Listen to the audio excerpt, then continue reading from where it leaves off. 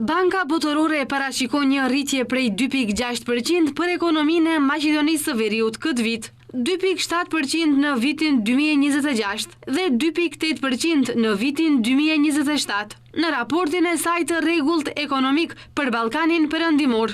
Sipas raportit të Bankës Botërore, ekonomia e vendit do të rritet më ngadalë në rajon. Rritja më e lartë pritet në Kosovë me 3,8%, i ndjekur nga Serbia me 3,5%. Rritja mesatare në rajon vlerësohet të jetë 3,2%.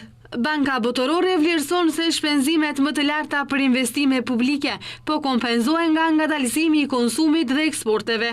Në raport thuhet se rritja e tarifave amerikane dhe pasiguria do të ndikojnë indirekt në ekonominë e RMV-s. Parashikimet afatgjata kufizohen nga produktiviteti i ulët, shpërndarja jo efikase e kapitalit, kërkesa e dobët e jashtme dhe konsumi i nxitur nga inflacioni, thuhet në raport.